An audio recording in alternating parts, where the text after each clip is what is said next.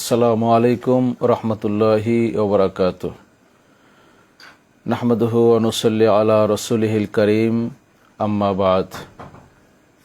প্রিয় দর্শক ও শ্রোতা মণ্ডলী, যে যেখান থেকে আমার এই লাইভ প্রোগ্রামটি দেখতেছেন, সকলকে জানাই আন্তরিক অভিনন্দন ও শুভেচ্ছা। হচ্ছে সাদাকা, আর একটা হচ্ছে ফিতর। ফিতর শব্দের অর্থ হচ্ছে রোজা সমাপন বা রোজা ভেঙে দেওয়া, অর্থাৎ রোজা শেষ করে ঈদুল ফিতরের দিনে মুমিন মুসলমান সামর্থ্যবান ব্যক্তিবর্গ গরিব দুঃখী অনাথ ইয়াতিম নিঃস্ব ব্যক্তিদেরকে যে দান করে থাকেন তাকেই সাদাকাতুল ফিতর বলে। সাদাকাতুল ফিতরকে জাকাতুল ফিতরও বলা যায়। এটা শরীয়তে এই শব্দটি কোনো কোনো ক্ষেত্রে জাকাতুল ফিতর শব্দটাও উল্লেখ করা হয়েছে। তো সাদকাতুল ফিতর আল্লাহ তাআলা আমাদের উপর কেন ওয়াজিব করেছেন? এটা মূলত একজন মোমেন পুরা 30টি রোজা পালন করার মধ্য দিয়ে হয়তোবা তার অজান্তে কোনো ভুল ত্রুটি হয়ে যেতে পারে। সেই ভুল ত্রুটির কাফারা স্বরূপ এবং যারা ধনী সামর্থ্যবান ব্যক্তি ঈদের দিন যারা উত্তম পোশাক পরিধান করে সামর্থ্য অনুযায়ী খাবার আয়োজন করে, যাতে করে ধনীদের পাশাপাশি গরিব দুঃখী যারা রয়েছেন তারাও যাতে করে ধনী ব্যক্তিদের পাশাপাশি তারাও যাতে করে ঈদের দিন নতুন পোশাক পরিধান করতে পারে এবং ভালো বা উন্নত মানের খাবারের আয়োজন করতে পারে। এজন্য আল্লাহ তাআলা আমাদের উপরে এই ফিতরা দেওয়ার বিধানকে ওয়াজিব করে দিয়েছেন, যাতে করে ধনীদের পাশাপাশি গরিবরাও একটু আনন্দ উপভোগ করতে পারে, তারাও যাতে করে সামর্থ্য অনুযায়ী পোশাক পরিচ্ছদ পরিধান করতে পারে এবং খাবার গ্রহণ করতে পারে। এজন্য আল্লাহ তাআলা সাদকাতুল ফিতরকে আমাদের উপরে আবশ্যক করেছেন। তো সাদকাতুল ফিতর এটি সকল মানুষের উপরেই আবশ্যক নয়, ওয়াজিব নয়, বরং যে সমস্ত মুসলমান নিসাব পরিমাণ সম্পদের মালিক হবে, শুধুমাত্র ঈদুল ফিতরের দিন শুভে সাদেকের সময় যে সকল মোমেন মুসলমান নিসাব পরিমাণ সম্পদের মালিক থাকবে তাদের উপরই সাদকাতুল ফিতর ওয়াজিব করা হয়েছে। তো সাদকাতুল ফিতরের নিসাব এবং জাকাতের নিসাব একই, নিসাবের মধ্যে কোনো পার্থক্য নেই। তবে জাকাতের নিসাব এটি পুরনো একটি বছর ঘুরে আসা শর্ত, কিন্তু এই ফিতরার ক্ষেত্রে ফিতরার যে নিসাব এটা পুরনো এক বছর ঘুরে আসা শর্ত নয়, বরং ঈদুল ফিতরের দিন শুভে সাদেকের সময় যদি কোনো ব্যক্তি নিসাব পরিমাণ সম্পদের মালিক থাকে তার উপরেই সাদকাতুল ফিতর আবশ্যক হবে বা ওয়াজিব হবে। এক্ষেত্রে আরেকটা বিষয় লক্ষণীয় যে জাকাত যে সমস্ত পণ্যের ভিতরে আবশ্যক হয়, ফিতরার ক্ষেত্রে একটু ব্যতিক্রম রয়েছে। জাকাত যে সমস্ত পণ্যের ভিতরে আবশ্যক হয় সে সমস্ত পণ্যের ক্ষেত্রে ফিতরাও আবশ্যক হবে, তবে সকল ধরনের পণ্যের ক্ষেত্রে ফিতরা আবশ্যক, জাকাত আবশ্যক হয় না। যেমন যদি কোনো ব্যক্তির অতিরিক্ত বাড়ি থাকে, অতিরিক্ত দোকান থাকে, যদি কোনো ব্যক্তির খোরাকি অতিরিক্ত জমিন থাকে, এ সমস্ত জিনিসের উপরে জাকাত ফরজ হয় না, কিন্তু এ সমস্ত জিনিসের উপরে ফিতরা ওয়াজিব হবে। যেমন মনে করুন কোনো ব্যক্তির ব্যবহারে লাগে না এমন যদি কোনো প্রয়োজনীয় জিনিসপত্র থাকে, যেমন থালা বাসন চেয়ার টেবিল আসবাবপত্র, দোকান ঘর জায়গা জমি, এগুলি যদি কোনো ব্যক্তির অতিরিক্ত থাকে, সে অতিরিক্ত জিনিসের মধ্যে জাকাত ফরজ হবে না, কিন্তু এগুলি যদি অতিরিক্ত থাকে তাহলে এর উপরে ফিতরা আবশ্যক হবে। অতিরিক্ত আসবাবপত্র, তৈজসপত্র, শৌখিন মালপত্র, অতিরিক্ত কাপড়, অতিরিক্ত পোশাক, অতিরিক্ত ঘর, যেই ঘরের উপরে তার পরিবারের খোরাক নির্ভর করে না, খরচ নির্ভর করে না, ভরণ পোষণ নির্ভর করে না, এরকম অতিরিক্ত ঘর যদি থাকে, তারপর অতিরিক্ত দোকান থাকে, অতিরিক্ত জায়গা জমি থাকে, এসবের উপরে তার ফিতরা আবশ্যক হবে। আর যদি টাকা হিসাব করা হয় তাহলে টাকার নিসাব হবে 7.5 তোলা স্বর্ণ কিংবা 52.5 তোলা রূপা। তো 52.5 তোলা রূপা যদি কারো কাছে না থেকে টাকা থাকে তাহলেও তার উপরে ফিতরা আবশ্যক হবে, ফিতরা ওয়াজিব হবে। তো বর্তমানে 52.5 তোলা রূপার দাম হবে 2,30,000 টাকার মতো। অর্থাৎ যদি কোনো ব্যক্তির নিকট ঈদুল ফিতরের দিন শুভে সাদেকের সময় 2,30,000 টাকা থাকে বা সমপরিমাণ কোনো সম্পদ থাকে যেটা তার প্রয়োজন অতিরিক্ত, তাহলে তার উপরে ফিতরা আবশ্যক হবে। যদি কোনো ব্যক্তির কাছে কিছু টাকা থাকে এবং তার সাথে যদি কিছু রূপা থাকে, এই দুইটা মিলে যদি 52.5 তোলা রূপার সমপরিমাণ দাম হয়, অর্থাৎ 2,30,000 টাকা দাম হয়, তাহলে তার উপর ফিতরা আবশ্যক হবে। যদি কোনো ব্যক্তির কাছে একবারই স্বর্ণ থাকে, এর সাথে যদি কিছু টাকা থাকে, তাহলেও সেটা তখন রূপার নিসাবে অন্তর্ভুক্ত হয়ে যাবে। বা কোনো ব্যক্তির কাছে কিছু স্বর্ণ আছে এবং কিছু রূপা আছে, তাহলে এই দুইটা মিলে রূপার নিসাবে চলে যাবে। তখন হিসাব করতে হবে যে 52.5 তোলা রূপার দাম আছে কিনা, অর্থাৎ 2,30,000 টাকা দাম হয় কিনা। যদি হয় তাহলে তার উপরে ফিতরা আবশ্যক হবে। তো ফিতরা এবং কোরবানির নিসাবের ক্ষেত্রে অনেকটাই মিল রয়েছে। আর জাকাতের নিসাবের ক্ষেত্রে একটু ব্যতিক্রম হচ্ছে, প্রয়োজনীয় মাল আসবাব যদি অতিরিক্ত থাকে তার উপরে জাকাত আবশ্যক হয় না, কিন্তু প্রয়োজন অতিরিক্ত মাল আসবাব, দোকানপাট, চেয়ার টেবিল, শৌখিন মালপত্র এগুলো যদি অতিরিক্ত থাকে এবং তার দাম যদি 52.5 তোলা রূপার সমপরিমাণ হয়, এর উপরে জাকাত আবশ্যক না হলেও কোরবানি আবশ্যক হবে এবং ফিতরা আবশ্যক হবে, ফিতরা ওয়াজিব হবে। তো এই ফিতরা আদায় করবেন কোন ব্যক্তি? অর্থাৎ নেশাব পরিমাণ সম্পদের মালিক তিনি যদি বালেগ হন অথবা নাবালেগ থাকেন অথবা সুস্থ থাকেন অথবা অসুস্থ থাকেন বা মুকিম থাকেন বা মুসাফির থাকেন, এ সকল মানুষের উপরে ফিতরা আবশ্যক হবে। ফিতরা আবশ্যক হওয়ার জন্য সুস্থ হওয়া কিংবা বালেগ হওয়া কিংবা মুকিম হওয়া এগুলি শর্ত নয়। অর্থাৎ নেশাব পরিমাণ সম্পদের মালিক সে সুস্থ থাক বা অসুস্থ থাক, যেটাই হোক না কেন, তার উপরে ফিতরা আবশ্যক হবে। তবে 51ভুক্ত যদি পরিবার হয়, 51ভুক্ত পরিবারের ক্ষেত্রে এক পরিবারের মধ্যে অনেক সদস্য যদি থাকে, মা বাবা ভাই বোন আত্মীয় স্বজন অন্যান্য যারা আছে, 51ভুক্ত পরিবার হলে কোনো ব্যক্তি যদি সকলের পক্ষ থেকে ফিতরা আদায় করে দেয় তাহলে সকলের পক্ষ থেকেই ফিতরা আদায় হয়ে যাবে।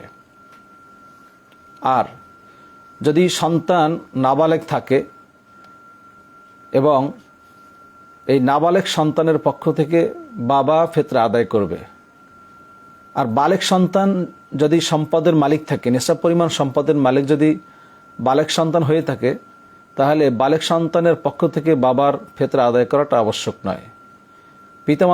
পিতামাতার পক্ষ থেকে ফিতরা আদায় করা সন্তানের জন্য আবশ্যক নয়।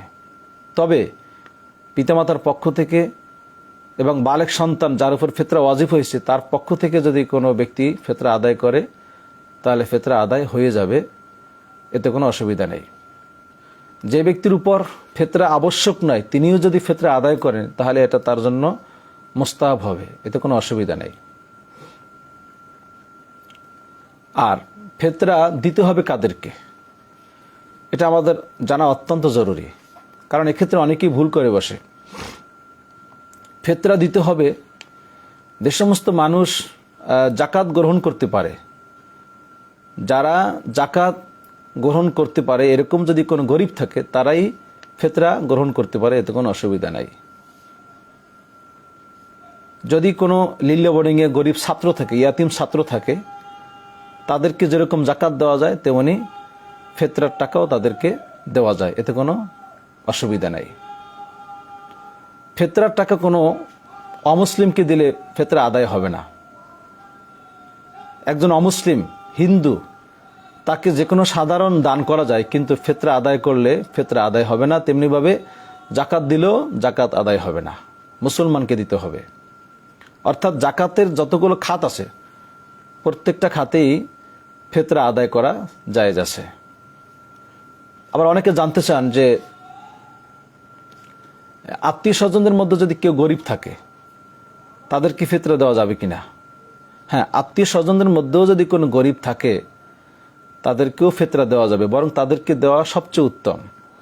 কারণ আত্মীয় স্বজন গরিব হলে তাকে ফিতরা দিলে একদিক থেকে আত্মীয়তার সম্পর্ক বজায় থাকবে, আত্মীয়তার সম্পর্ক রক্ষা করা হবে, অপর দিক থেকে তার মাধ্যমে ফিতরাটাও আদায় হয়ে যাবে। এজন্য আত্মীয় স্বজনকে দেওয়া সবচেয়ে উত্তম। তবে ফিতরার টাকা আত্মীয় স্বজনদের মধ্যে সবাই পাবে না। কারা কারা পাবে না সেটা আমাদের জানা দরকার। যেমন বাপ মা যদি গরিব হয়, বাপ মা, দাদা দাদি, নানা নানি, এভাবে কোনো ব্যক্তির ঊর্ধ্বতন আত্মীয় স্বজন যারা রয়েছে রক্তের, এই সমস্ত ঊর্ধ্বতন আত্মীয় স্বজন তারা ফিতরা পাবে না।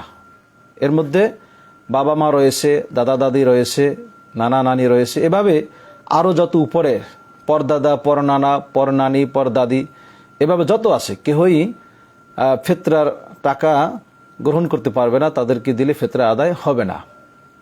জাকাতের ক্ষেত্রে একই কথা। জাকাতও এভাবে কোনো পিতামাতা, দাদা দাদি, নানা নানি তাদেরকে দেওয়া যায় না। এটা গেল উপরে। নিচের দিকেও যেমন ছেলে মেয়ে, নাতি নাতনি, এভাবে অধস্থান আত্মীয় স্বজন যারা রয়েছে তাদেরকে ফিতরা আদায় করলে ফিতরা কখনোই আদায় হবে না। এক্ষেত্রে ফতোয়া আলমগীরিতে আসছে লা ইয়াদফাউ ইলা আসলিহি ওয়া ইন আলা ওয়া ফারইহি ওয়া ইন সাফিলা, অর্থাৎ মানে ফিতরা আদায় হবে না। তবে জামাই যদি গরিব হয় জামাইকে ফিতরার টাকা দেওয়া যায়, অথবা কোনো ব্যক্তির শ্বশুর যদি গরিব থাকে শ্বশুরকেও ফিতরার টাকা দেওয়া যায়, এতে কোনো অসুবিধা নেই। তবে এক্ষেত্রে কোনো ব্যক্তি তার জামাই, তো ফিতরা আমরা কি দিয়ে আদায় করব? ফিতরা আমরা গম দ্বারা আদায় করতে পারি বা সমপরিমাণ মূল্যের টাকা দিয়ে আমরা আদায় করতে পারি। এক্ষেত্রে শরীয়তে মোট 5টি পণ্যের কথা বলা হয়েছে। একটা হচ্ছে গম, দ্বিতীয়ত জব, এরপরে হচ্ছে খেজুর, এরপরে হচ্ছে পনির, এরপরে কিশমিশ। এই 5 ধরনের পণ্য দিয়ে ফিতরা আদায় করা যায়। যদি কেউ অন্য কোনো পণ্য দিয়েও আদায় করতে চায়, চাল ডাল দিয়েও যদি আদায় করতে চায় বা টাকা দিয়েও যদি আদায় করতে চায় তাহলেও আদায় করলে হয়ে যাবে। গম যদি আদায় করতে হয় গম দিয়ে আদায় করলে অর্ধসা, অর্থাৎ 1 কেজি 635 গ্রাম তাকে আদায় করতে হবে। আর অন্য কোনো পণ্য অর্থাৎ জব, খেজুর, পনির, কিশমিশ দ্বারা যদি আদায় করতে হয় পূর্ণ 100 আদায় করতে হবে, অর্থাৎ 3 কেজি 270 গ্রাম আদায় করতে হবে। আর গম দ্বারা আদায় করলে 1 কেজি 635 গ্রাম তাকে আদায় করতে হবে। তো গমের সমপরিমাণ যদি কোনো ব্যক্তি টাকা দিতে চায় তাহলে বর্তমানে 110 টাকা দিয়ে ফিতরা আদায় করতে হবে সর্বনিম্ন। কিশমিশ দিয়ে আদায় করলে 1980 টাকা, পনির দ্বারা আদায় করলে 2810 টাকা, খেজুর দ্বারা আদায় করলে 2310 টাকা, জব দ্বারা আদায় করলে 530 টাকা আদায় করতে হবে। তবে এই সমস্ত পণ্য দিয়ে ফিতরা আদায় করার ক্ষেত্রে আমাদের দেশে এমন একটা অবস্থা হয়ে গেছে যে আমরা ওই গম দিয়েই সবসময় হিসাব করি, সর্বনিম্ন যেটা সেটাই আমরা হিসাব করি। আরও যে 4টি পণ্য দ্বারা ফিতরা আদায় করা যায় এটা হয়তোবা অনেকে খেয়ালও করে না, অনেকে জানেই না। অথচ একেবারে সর্বনিম্নটা গ্রহণ করাটা ঠিক নয়। হাদিসে বলা হয়েছে আগলাহা সামানান ও আনফাসুহা ইনদা আহলিহা, অর্থাৎ এই 5টি পণ্যের ভিতরে সবচাইতে যেটা মূল্যবান এবং সবচাইতে ফিতরা আদায়কারী ব্যক্তির কাছে সবচাইতে যেটা প্রিয় এমন পণ্য দ্বারাই ফিতরা আদায় করাটা মুস্তাহাব এবং উত্তম। কিন্তু আমরা সবসময় সর্বনিম্নটা গ্রহণ করে থাকি, এটা ঠিক নয়। সামর্থ্য অনুযায়ী যদি কোনো ব্যক্তির সামর্থ্য থাকে পনির দ্বারা ফিতরা আদায় করার সামর্থ্য যদি থাকে তাহলে সে ব্যক্তি পনির দ্বারা আদায় করবে বা তার সমপরিমাণ মূল্য দ্বারা আদায় করবে। তো পনির দ্বারা আদায় করলে 2810 টাকা জনপ্রতি আদায় করতে হবে। যদি কোনো ব্যক্তির খেজুর দ্বারা আদায় করার সামর্থ্য থাকে তিনি খেজুর দ্বারাই আদায় করবেন, তিনি গম দ্বারা অর্থাৎ 110 টাকা দিয়ে ফিতরা আদায় করবেন না। এটা মুস্তাহাবের খেলাফ, অর্থাৎ সামর্থ্য থাকলে খেজুর দ্বারাই আদায় করা উচিত হবে, অর্থাৎ 2310 টাকা জনপ্রতি আদায় করবে। হ্যাঁ, যদি কোনো ব্যক্তির কিসমিস দ্বারা আদায় করার সামর্থ্য থাকে তিনি কিসমিস দ্বারা আদায় করবেন, অর্থাৎ 1980 টাকা দিয়ে তিনি ফিতরা আদায় করবেন জনপ্রতি। তো এইভাবে আমাদেরকে খেয়াল করতে হবে যে মানে যার যে সামর্থ্য আছে, দামের দিক থেকে যদি একটু ভালো মানের হয় এবং পণ্যটিও যদি ভালো মানের হয়, ব্যক্তির কাছে প্রিয় হয়, এমন জিনিস দিয়েই মূলত ফিতরা আদায় করা কর্তব্য এবং মুস্তাহাব। তো ফিতরা এটা ঈদুল ফিতরের দিন ঈদের নামাজের আগেই ফিতরা আদায় সম্পন্ন করতে হবে। ঈদুল ফিতরের নামাজের আগেই যদি ফিতরা আদায় সম্পন্ন করতে পারে তাহলে সে ব্যক্তি ফিতরার পূর্ণ সওয়াব লাভ করতে পারবে। আর যদি ঈদের নামাজের পরে আদায় করে তাহলে সাধারণ দানের সওয়াব পাবে। তবে যদি কোনো ব্যক্তি রমজান মাসেও যদি আদায় করতে চায় সেও আদায় করতে পারবে, তাতেও সে ফিতরার সওয়াব পাবে। অর্থাৎ রমজানের শেষ দিকে যদি কেউ আদায় করতে চায়, বরং এতে অনেক সময় গরিব দুঃখী মানুষের বেশি উপকার হয়, কারণ তারা ঈদের দিনের একটা পূর্ণ প্রস্তুতি আগেই গ্রহণ করতে পারে যদি রমজান মাসের শেষের দিকে দেওয়া হয়। তো রমজান মাসের শেষেও এটা দেওয়া যায়। যদি কোনো ব্যক্তি ঈদের দিন ফিতরা আদায় করতে না পারে বা ঈদের নামাজের পরেও যদি ফিতরা আদায় করতে না পারে, তাহলে অবশ্যই সে পরবর্তী দিন বা পরবর্তী সময়ে এই ফিতরা আদায় করবে। এটা তার জন্য আবশ্যক, এটা তার উপরে ওয়াজিব। এটা সে পরবর্তী সময় আদায় করলেও তার ফিতরা আদায় হয়ে যাবে। আর যদি পরবর্তী সময়েও আদায় না করে তাহলে সে গুনাহগার হবে। আর একটা বিষয়, খুবই মূল্য হিসাব করে তিনি ফিতরা আদায় করবেন। যদি প্রবাসী ব্যক্তির ফিতরা এলাকার যারা রয়েছে, এলাকায় যারা থাকে, বাবা মা থাকে বা অন্য, বাংলাদেশের বাজারের পণ্যের দাম কত সেই হিসাব করে আদায় করে, এতে কিন্তু ওই প্রবাসী সন্তানের পক্ষ থেকে ফিতরা আদায় হবে না। এরপরে যদি কোনো প্রবাসী তার নিজের নাবালক শিশুর পক্ষ থেকে ফিতরা আদায় করতে চায়, নাবালক শিশু, তো ওই নাবালক শিশু বাংলাদেশে আছে, কিন্তু তার ফিতরাটাও যিনি প্রবাসী ওই দেশের স্থানীয় বাজারের যে পণ্যের যে দাম, ওই দাম হিসাব করেই তাকে তার নাবালক শিশুর পক্ষ থেকে ফিতরা আদায় করতে হবে। এক্ষেত্রে বাংলাদেশের বাজার তিনি যদি বিবেচনায় আনেন তাহলে এটা তার জন্য এটা জায়েজ হবে না। এটা অবশ্যই আমাদেরকে খেয়াল করতে হবে। তো যাই হোক, মোটামুটি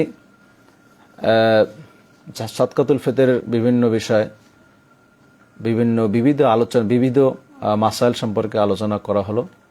আমরা জানি এই অনুযায়ী ঈদুল ফিতরের দিন সাদকাতুল ফিতর আদায় করার ক্ষেত্রে আমরা এই মাসআলার প্রতি যেন আমরা খেয়াল রাখতে পারি, সতর্ক থাকতে পারি, যেন আমাদের দ্বারা কোনো ভুল ত্রুটি না হয়ে যায়। আল্লাহ তাআলা আমাদের সকলকে সেই তৌফিক দান করুন। আমিন। আখির দাওয়ানা আলহামদুলিল্লাহি রাব্বিল আলামিন। আসসালামু আলাইকুম ওয়া রাহমাতুল্লাহ।